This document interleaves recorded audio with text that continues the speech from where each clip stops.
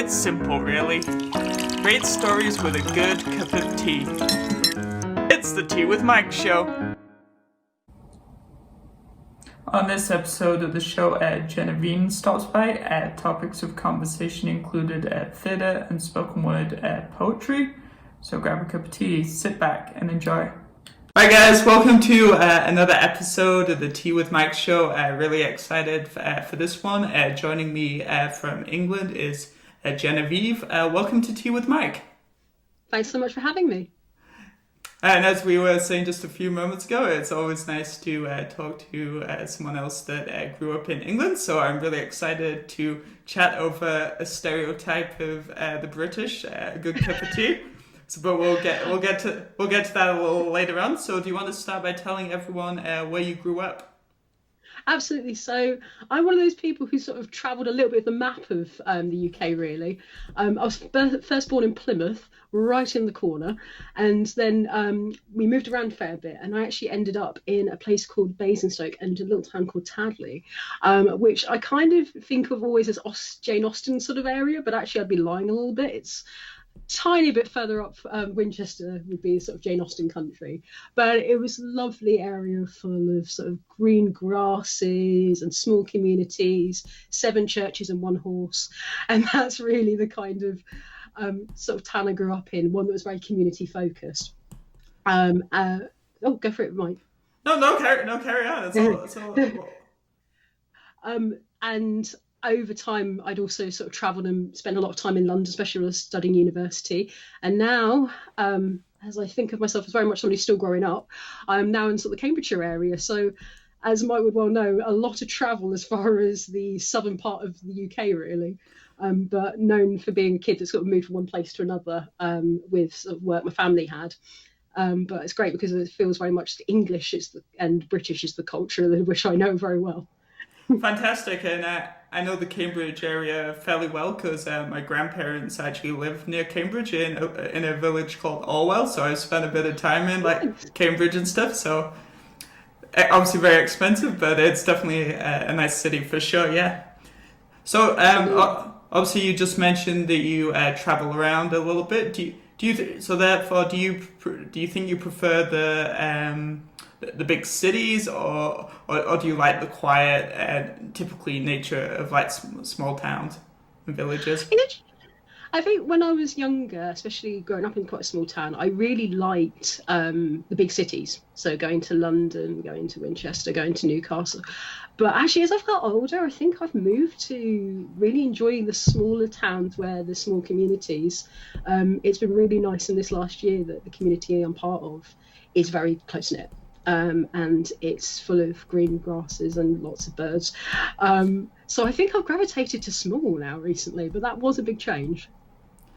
Fantastic, and probably with everything that's going on in the world, it probably feels like you can like shut it out a little bit and like really get aligned like into from a mental like health perspective and that type of thing. Oh, absolutely. So just down the road from me is a sort of reserve area, and it's really lovely because social distancing happens because no one comes here. What's great in this particular part of Cambridgeshire. There's a lot of places that you can just sit and meditate as long as it's not raining on you too hard. Otherwise, you might not want to. But yeah, there's lots of sort of quiet, and you're right, you can kind of not necessarily put it away. I think you have time to reflect on it a bit more.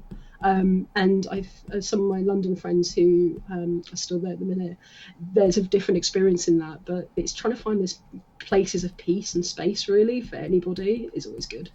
Fantastic. And then go back a few years, like what were some of your kind of like favorite subjects in school? Massive drama. I'm actually fighting the urge to use the jazz hands right now. It's really bad. But yeah, oh yes. But no, really loved drama. I loved that it was one of the classes that kind of made people integrate with each other a lot. So you didn't sit in the back of the room or in front of the room or wherever you sat and didn't engage with so many people. You were kind of, and my drama teachers, particularly in secondary school, moved us around quite a bit. So it gave us a great opportunity to meet lots of people. And I was quite shy as a kid. Probably still am in a way. But I loved that. I really loved English literature. It was my favourite thing to do was quietly sit with a book and imagine. So reading out in class, combining that with drama went really well. And even though I was awful at it, I quite like science. I think my teachers might have thought of me very differently in that manner, but I thought they were fascinating what they had to teach, and I had a really massive respect for my science teachers actually, because they could do alchemy in a way that I never could. So yeah, so that's one of the favourites definitely. But I quite liked studying at school. I must admit, it was always really grateful for everything to do with education. It's good times. Fantastic, and so we definitely share some similarities. Like two of my favorite subjects in school was drama, and also I guess I wouldn't necessarily say it was my favorite, but I was okay at it, and it was fascinating from a drama perspective. Was definitely like English literature. Because when I was living in England, I used to live in close to Richmond, North Yorkshire. I went to so I went to school in Richmond, and I actually had the fantastic opportunity of performing at the Georgian Theatre Royale, which dates back to I think it's the 16th century, and it's well known for the pantomime. Amazing. Did you ever get into any of the pantomimes as well? I didn't, but it used to be a family tradition. We'd go on like Boxing Day, like every year, and we'd sit in the Shakespeare box and watch it. I just loved it. That sounds so awesome and such a wonderful family experience as well. Oh, I love it. Yeah, no, for sure. So when I was doing my research, it said that you've been working in the theatres for like approximately 6 years to writing and directing plays. So do you want to first talk to how you kind of got started in the theatre world? Sure. So when I was studying in school and then going on to college, drama definitely was the thing I was most comfortable with. And I found it as a great way of sort of exploring lots of different things. And eventually I decided that it would be quite fun to try that at university, which was amazing. So I went to Goldsmiths, and Goldsmiths is an amazing arts university in London, and part of the University of London group. And the experience of that sort of blew my mind, because when I'd done it in school, it was kind of like science only by sort of Einstein and Newton, and then suddenly you go and study at university and you've got this whole world you weren't aware of. And it's through that and getting those experiences that I wanted to be more and more involved with it. So I started sort of like specking up scripts. Midsummer Night Dream is one of my absolute favourite plays, and so I did a version of that that I wanted to adapt. Got a few friends together to have a read of it. It went okay, and then we didn't put it on. And through sort of doing those bits and pieces and staying kind of involved with that, I actually met I guess I'd call him my directing mentor really, Paul Vitti, and he gave me my first opportunities in working with theatre. He trained me through assistant directing and also formally directing. And I got a chance to try lots of different pieces. We did Romeo and Juliet, we did Merchant of Venice. What I loved about working with the organisation, so Venture Wolf Productions, was they really wanted to take pieces that people have known a long time and reimagine them in so much that they would look at an aspect of it that may have been sort of forgotten about over time. So one of the pieces I did was Romeo and Juliet, and I really wanted to have a look at the family aspect of that, and a theory that I had that every character, especially the younger characters, had an adult character who wasn't their direct parent, who would really be the one watching out for them. So Juliet and nurse, Romeo has the friar. And it was almost one-to-one. It wasn't perfect, but I cheated. And with that exploring, I started to look at things like rock and roll, and particularly the change in the 1950s when we stopped rationing. And it hit upon this idea of like a very angry youth trying to look at what had happened with the war, and especially with the long time rivalry, and that all kind of built an idea. And that was something that Venture Wolf were very open to, was coming to them with ideas about, this is where I've got from the original script, this is where I'm coming from, this is how I want to develop, and getting the opportunity to try. Once I'd finished doing a couple of works with them, I sort of moved And I then met some artists for a directing course, and we formed a theatre company together for Creativity. And we started making new writing, and that was the first time I'd staged one of my own plays, Prison. And that was really the most amazing experience. Trying to put it all together, trying to find funding, the incredible actors, and there were two different casts for it because we did it twice. And the best experience of it is when I went full circle, because on the second time round, we went to the George Wood Theatre, which is the internal theatre for Goldsmiths, and it had just had a renovation, and we opened it for the students, and we did a performance for them, and we did a performance for our audiences in this brand new theatre space that was literally like smashing the wine bottle against the ship to start a whole new year. And that's been the experience of amazing people, just really amazing people who get behind you. And I love the collaborative nature of theatre. It is not impossible to do a one-man show, completely one man, but someone's got to light it, unless you want to do a lot of running. Fantastic. So I guess what is it that you enjoy about theater the most? Do you get a rush from the adrenaline that makes you want to do it again, or as you just kind of alluded to, is it more some of the amazing people and the diversity and that side of things? Oh, absolutely. I when I first got into it, I did as most young people want to do. I wanted to be an actor, and I do. If I ever do step on the boards and with the spoken word, I get this a little bit, that kind of initial feeling of wow, that's a lot of human beings. That does have like an energy of its own. But as I got older and the more I sort of experienced stuff, there is something about being with artists who have vision that you don't. You might have sat there for like 3 or 4 hours working on a script, going through the lines, and there's like a whole schema one can work through. And you then take it to a rehearsal room or the first reading, and they read it in a completely different way to what you're expecting. Or the lighting designer says, oh yeah, we can totally do that with an orange. You're like, we can? Great, show me how. And that energy of people, when they have your idea in their hands, and I very much have this belief that at that point it's not mine anymore, it belongs to them, and watching them go with these concepts or find something, or even little bits. So I used with Prison, I co-directed it with my best friend Tiziana, and she would look at the script and go, is that the word you were looking for? I was like, nope. Should we change it? Yes. Let's do that, shall we? Or she'd find something funny, because she's a brilliant comedic actress. She'd find something really funny that I hadn't realised was funny, and she's like, well, that will change that scene. And that is incredible. You just look at people with awe. I've had actors. So I did eventually do Midsummer Night's Dream properly. And we did a very small version, just looking at the lovers. And these 4 people in space working together, finding connections that I'd never seen people stage before. We were in a tiny little basement of a theatre, practicing, and underneath a bookshop.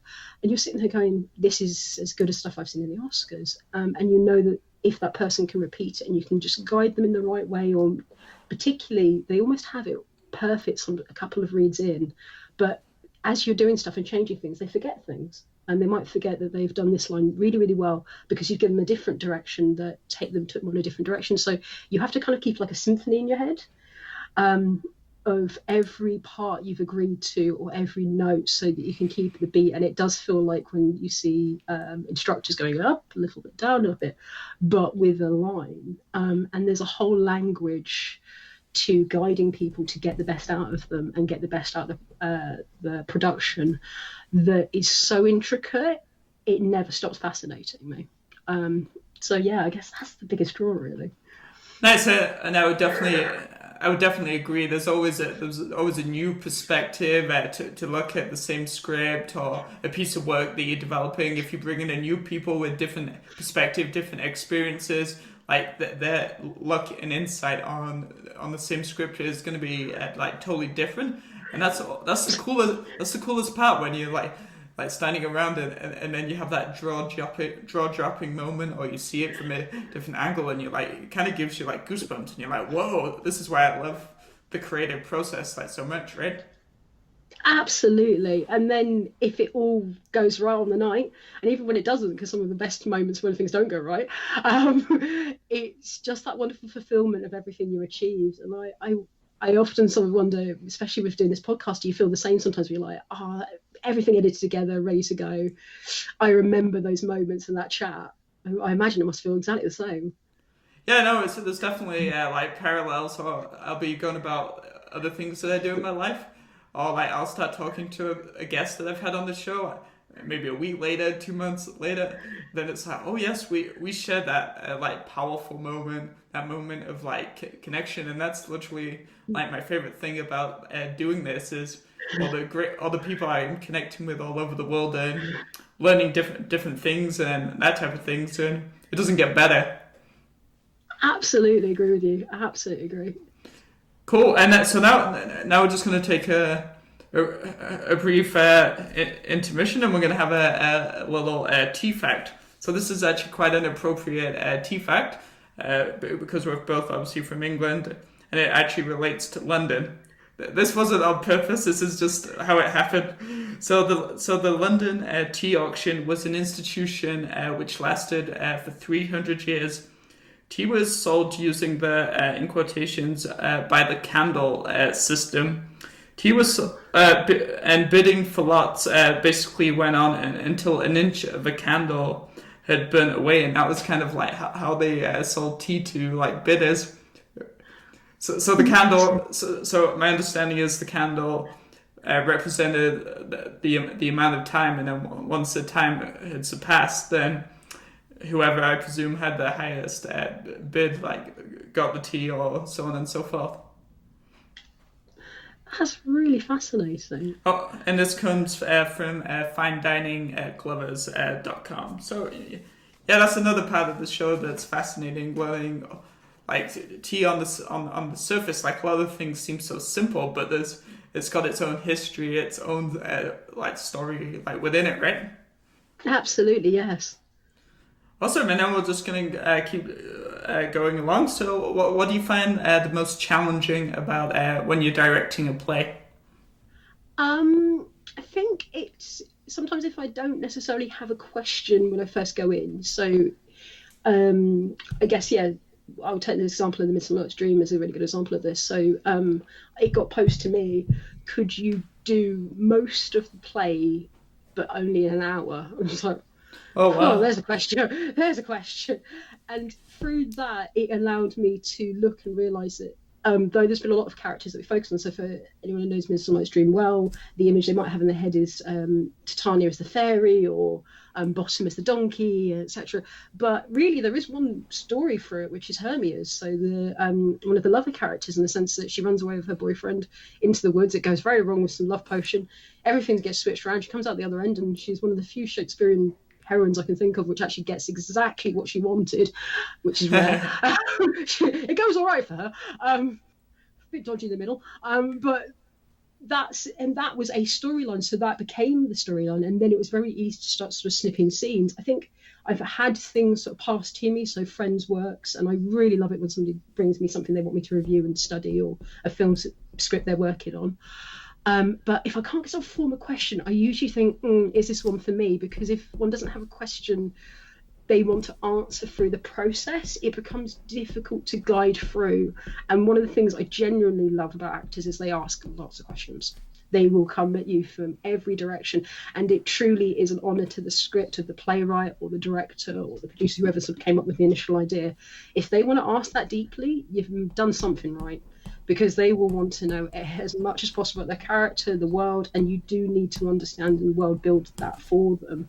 So if you aren't asking those questions yourself because you don't really know or you're not got that interest, it might not be quite the right project. And I have had scripts where I've gone, no, but I know who this would be perfect for. Oh, nice. You know, yeah, oh, that's definitely happened where I've gone, that's not a me, that's a so-and-so. Because usually the person, if they've come into you sort of particularly handing it, they feel it's pretty ready, or at least give them the feedback to say, not yet, but I would do this. So yeah, that can be funding.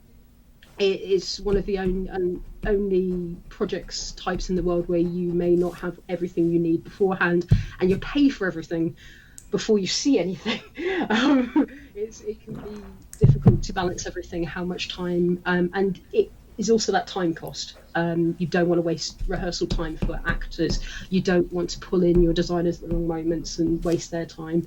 But equally, you want to make sure they're much part of the process if you're a collaborative kind of director. It's a lot of balancing, but for the right kind of person and the right kind of people, it can be their joy to be, really. And challenge is good for people. That's fantastic. And so would you say this is the process, and as you alluded to, like the decision-making process, knowing when to pull in members of the creative team, both from a budgeting and a funding perspective too. Would you say that's something that you've got better at as you've developed more experience? I think so. It's something that's become fascinating, like learning how to bid for people as well. So you want to come at your design team and your technical team pretty much, this is how much I'm paying, this is hours, this is what I need you to have, and this is when I need you. Actors, you might need to work around some other scheduling plans. If you only be able to rehearse at the weekend, great, they might be able to do their day job, or they might be able to do their film. And yeah, you can only learn that with experience. There is a wonderful book by Katie Mitchell, which is all about directing. It's literally the first and only really handbook on directing, and she goes into quite a lot of depth about that. But even then, knowing how to work people together when everybody has to work day to day, and unless you are very clear about your structure as far as paying week by week by week people, it can be a lot of negotiation. But in that negotiation, you find that your artists, and that's how I like to refer to them, I guess, have a lot of the answers in themselves. They know, and if you're happy to share the process with them, like, this is where we are, this is what we need, how would you like to do this, this is how this will be funded, the relationship is better. Nobody likes thousands of emails, so I learned to very early to cut that down. Oh, you didn't get that email? I can understand why. They just want to know clear answers. And some classic sort of project management tools about how you set a timeline work quite well for theatre. So that's something that I developed as well. I went to study project management for a little while, and it does help. So as long as you keep trying, you're as honest with people as possible, and you just think about where your resources are and all the different streams of it going on at one time, you'll pull up a good show. And if you have worked that hard with people and are honest with yourself and your vision and your mission, it does generally work right on the night. But you're right, yeah, it's been a long run of experience with people and sort of many a mistake along the way. Fantastic. And now, do you want to dive and talk to us a little bit about being the co-owner of For Creative and G&T Theatre? Can you tell us kind of a little bit about those organizations, kind of your role, and kind of I guess the mission and the vision behind those companies? Absolutely. So G&T Theatre was the first one that sort of created, and that was with Tiziana. What that was really about was teaching theatre tricks to people and theatre skills. And our focus really was being young people, how the training, and Tiziana has so many different experiences because she's from Italy originally. Cool. So she did Conti, and yeah, it's a fascinating experience. So she's got about 20 years experience on top of mine. How improvisation skills are so valuable when you're in the middle of a meeting, how to engage people, how to read into scripts and find information that's all really there from somebody and utilize that, which is really helpful for them when they're studying for their exams. What materials, what is valuable. So that's how we utilize that. And the idea was it was mostly improvisation over about 3 or 4 days, where they would study all these different experiences, and at the end they do a performance for their family. And we had great experience of testing that out with different actors. And particularly what has been valuable with it is learning that it's also just as useful engaging people in the Zoom world that we're living in, really, to utilize that when they're presenting and communicating with people. And then Forco TV was built out of a desire to create spaces for the 4 artists who all had come from non-traditional backgrounds to British theatre. And we were all writers. We all had an idea, or they were all writers. I was the latest I was the baby of the family. I didn't know how to write a play, so I learned from them. And the intention with Forco TV really was to tell different stories, especially by people that people hadn't heard of. And we had an intention and a mission to create art that was community focused. So every play had to have something to do with a wider social issue. So we had plays about environmentalism. We had my work, which was about PTSD. We had another artist which looked at growing up Black and minority ethnic, and another one who looked at what the experiences of engaging with people who have a very different perspective on race to them. And each of us would switch round. So I was director and playwright for the first piece. The next time round, the director, who was my producer, I became his producer. And so everyone got a chance at everything. None of us particularly wanted to act, but opportunity to be there. Yeah, funny enough, we all kind of like avoided that quite a bit because I don't think any of us felt like we were the best actors, but we were much better at directing actors. And we all took a part in somebody else's work.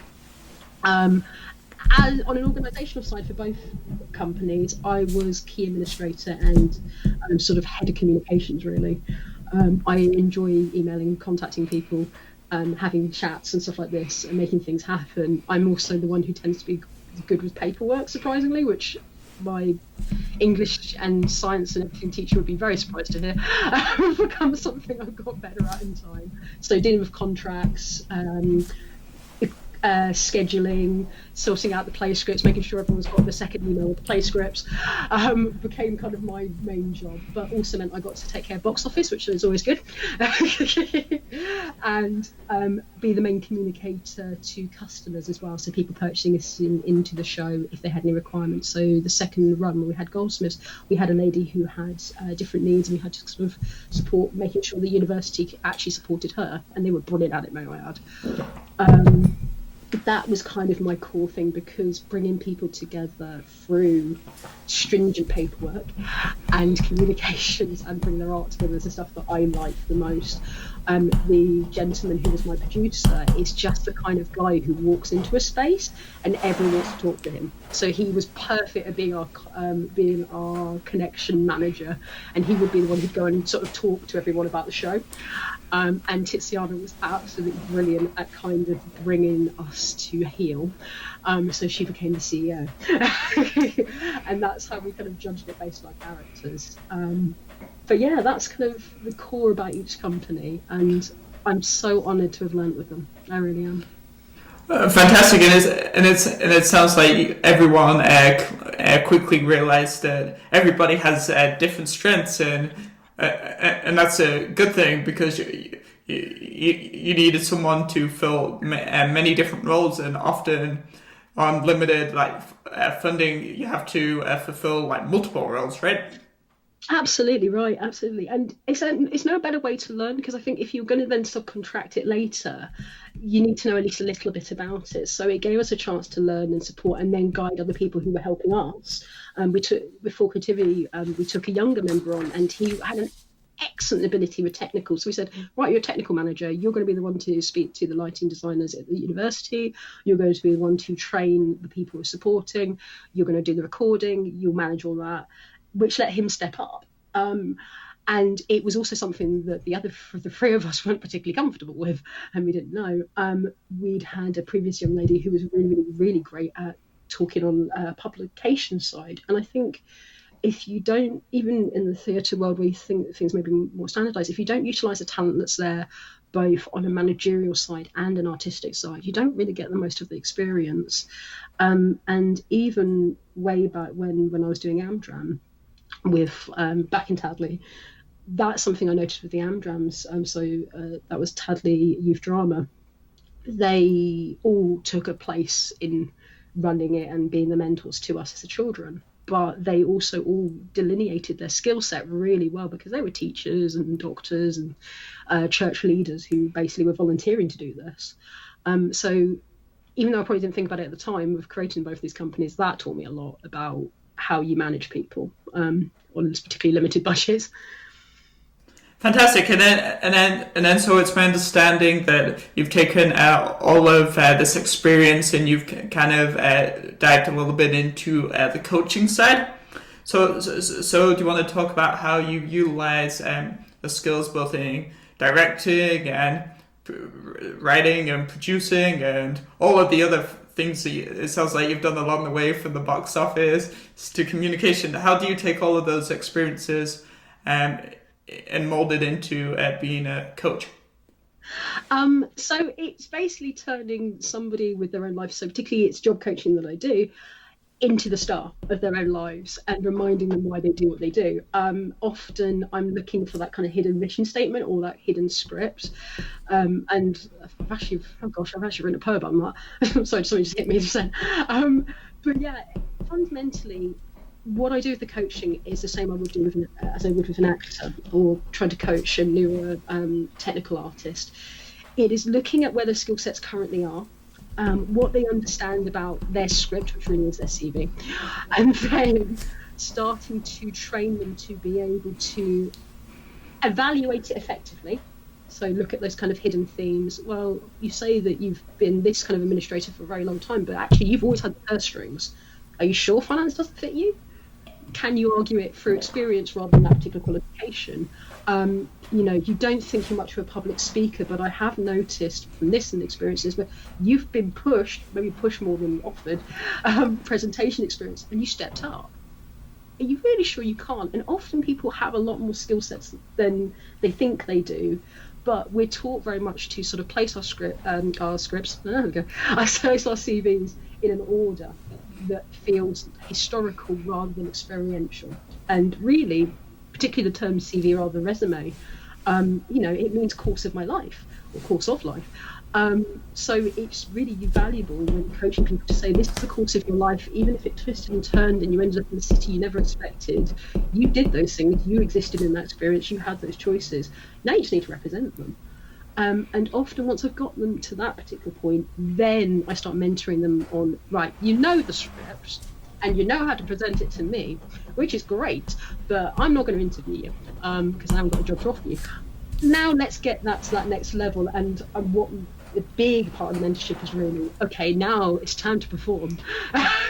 And let's get them to start using their jazz hands. But all from that experience of tell a story. Tell the people who are interviewing you about your skills, because a lot of information out there is wonderful about that, but doesn't necessarily go from that sense of, these are my traits, this is who I believe I am, to this is what I can do. And almost everyone I can think of, even brilliant people, particularly that you've interviewed, they have found a way to either mentor themselves or have that mentor in their life. And I found the more I did coaching through acting, coaching through lots of different artistic forms, the more I realised I really enjoyed that. So it's a lovely little add-on to my experience. And every new person is like seeing a new play in a weird way, especially when they finally nailed it and it's like, dang it, she got it. And come back to me saying, I got the interview. I'm like, yes, I knew you could. It's very heartwarming. And particularly my experience of that at the same time as doing the theatre work has been working with young people in it, particularly at that kind of cusp of shiny eyes. Fantastic, and I'm sure some of the people that you work with can relate to you, because you're also a demonstration of how you've constantly been pivoting and taking on multiple different roles and taking risks at time and stretching yourselves from. Because it would have been easy to be like, I just want to write plays, but you've also you understand about contracts and a little bit about finance and the box office, and even though it's not your favorite thing in the world, you've also acted, and you've always I guess been evolving.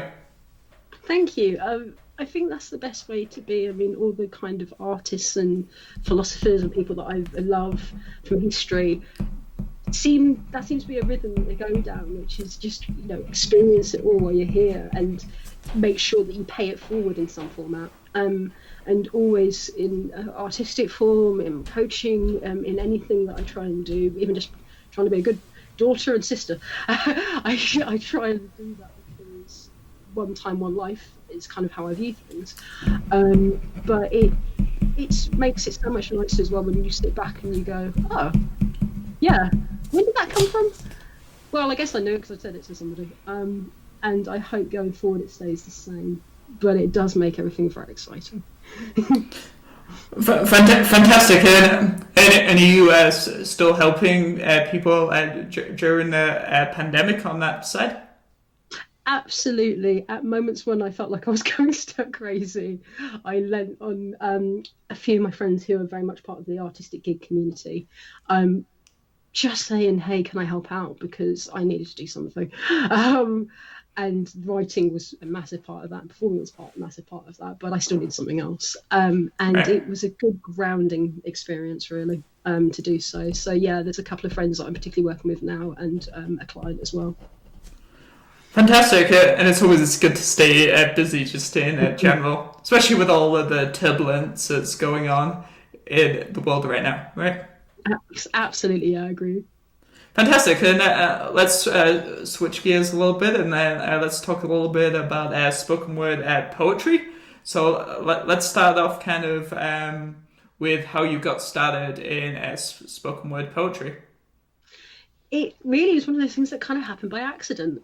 So I had meandered a lot with working on a poetry book, and it was one of those things I'd pick up and put down, and it even started to do it up again, then moving to cams and put it back down again.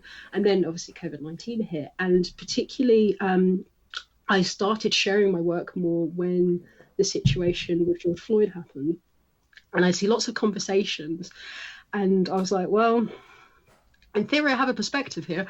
Why not include it? And particularly because I was part of lots of little groups that were discussing it a lot, and the situation of Black Lives Matter, but they weren't necessarily talking to the many different people of colour in the group about it. It was more kind of like just very esoteric discussions.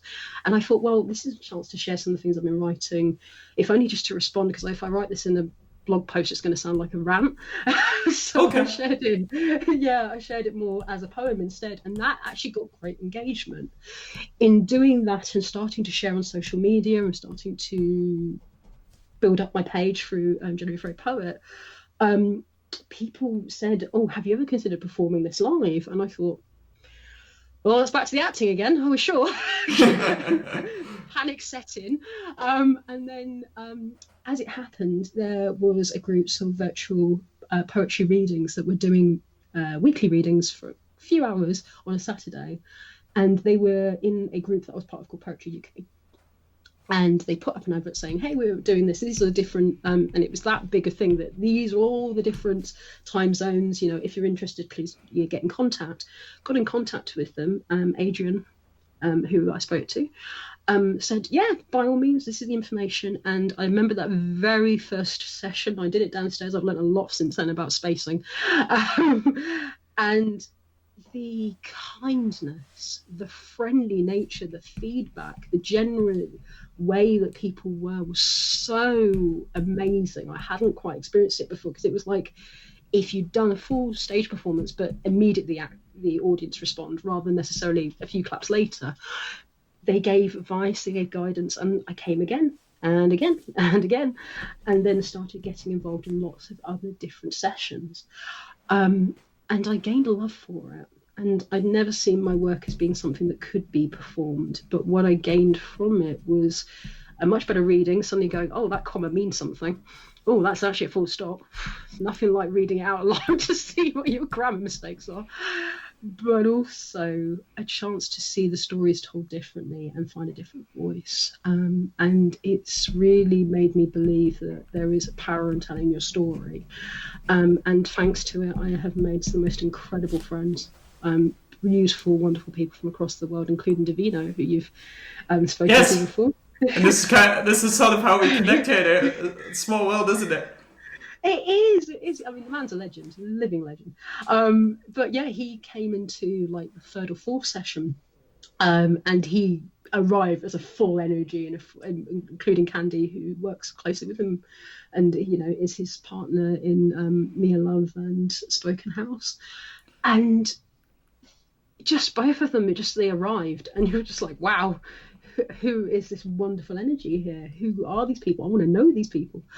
And those communities, the Instagram poet community, all of those people have such a sense of community, such a power in engaging with each other. I hadn't felt that way since theatre, with that same sort of collaborative nature. But instead of multiple people working on one play, it's singular people all engaging with their own small plays, and performing in so many different styles. So I have fallen in love with it, but it's only like in 2 months will be my anniversary of spoken word, shall we say. So it's all very new, but it's really changed my life.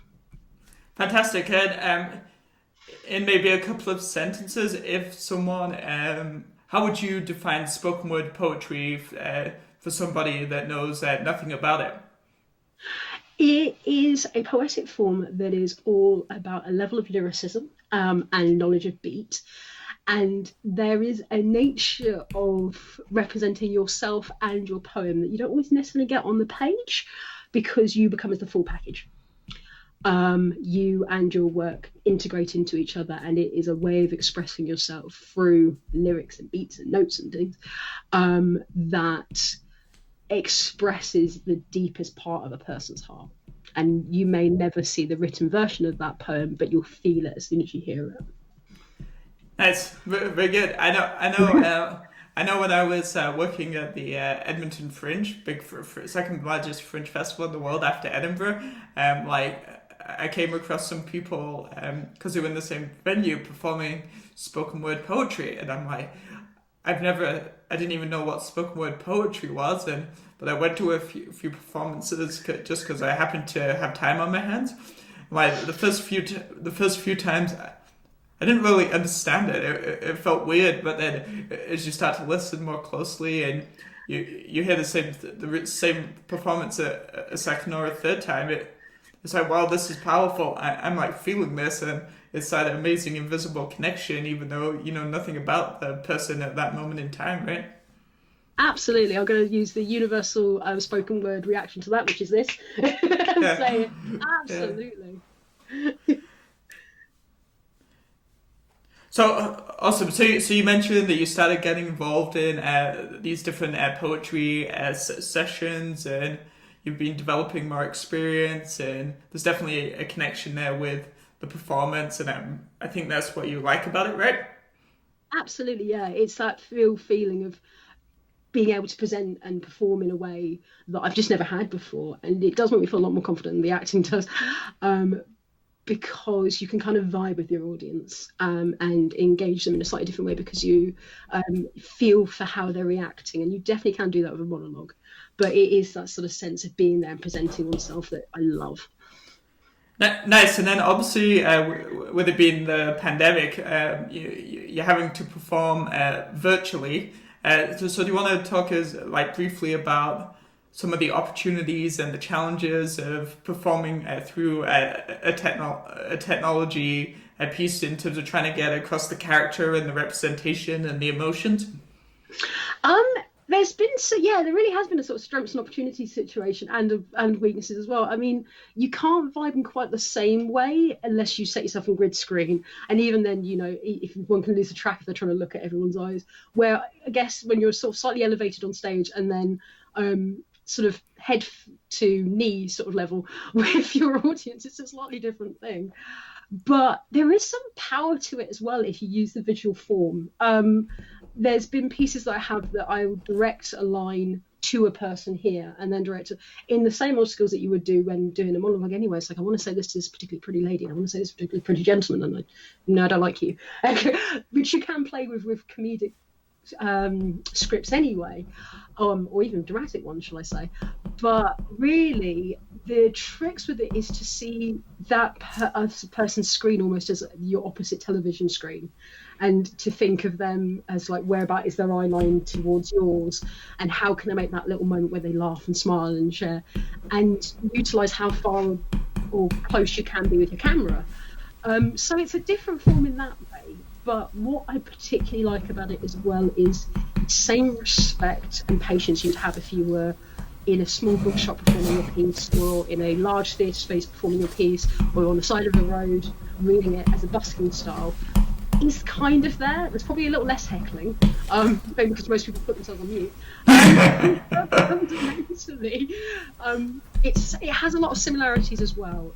It's just allowing for time changes and did that line get lost because of the Wi-Fi that you might not have had to consider.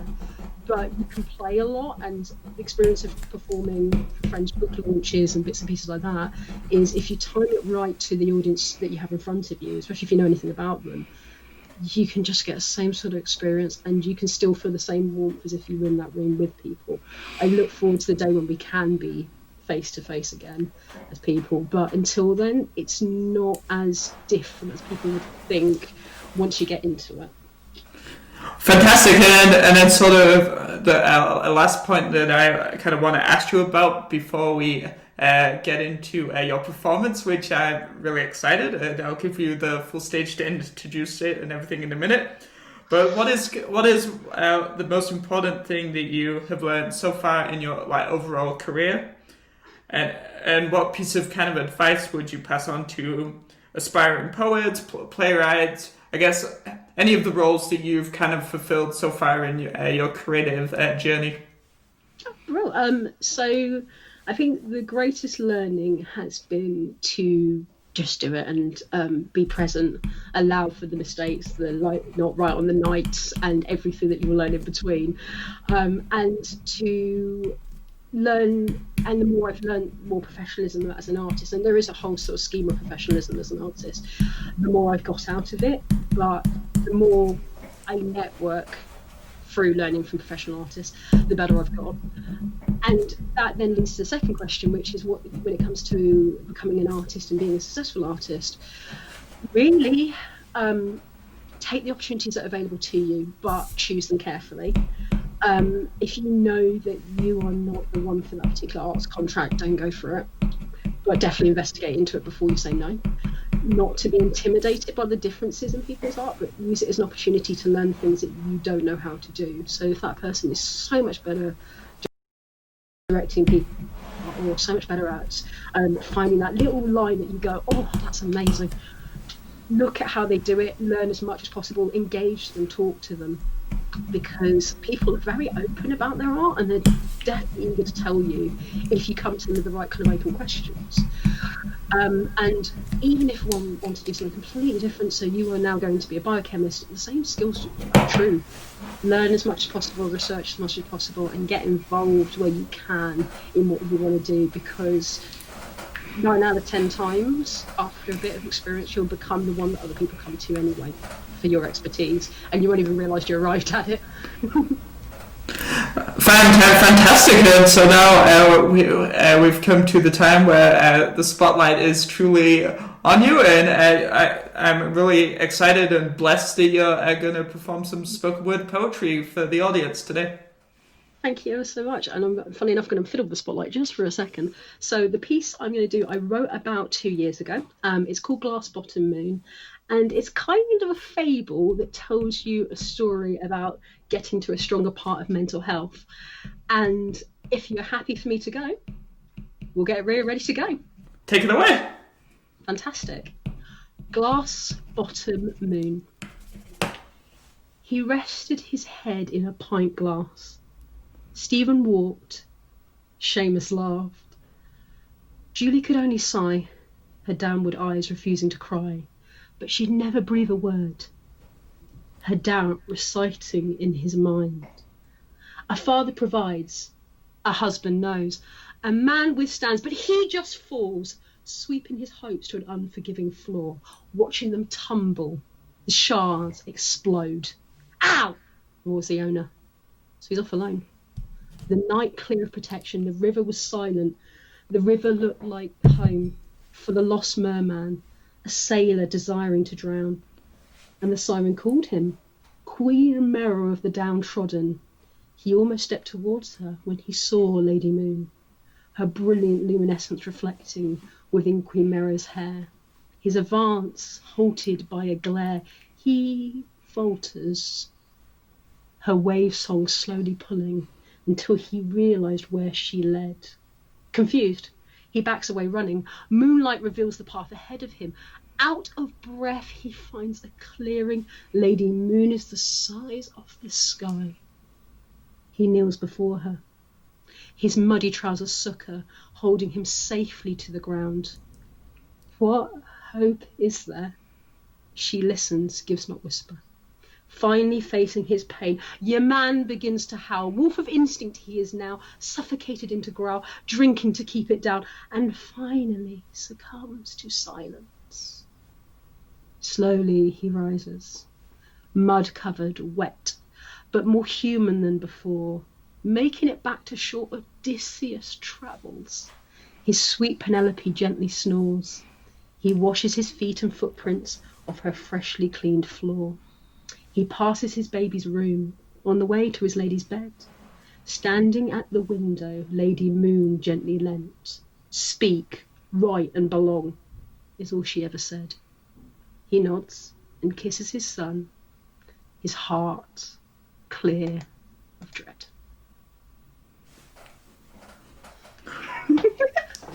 Fantastic! So good. Thank you for performing. Thank you ever so much. I definitely felt the energy and the connection of the different characters versus the narration part, even from the technology and from the distance that we are apart. Oh, amazing! Thank you so much. And thank you also for being on the Tea with Mike show today. It's been such a pleasure, and thank you for sharing with me today. No problem, guys. And that was another episode of the Tea with Mike show. It's the Tea with Mike show.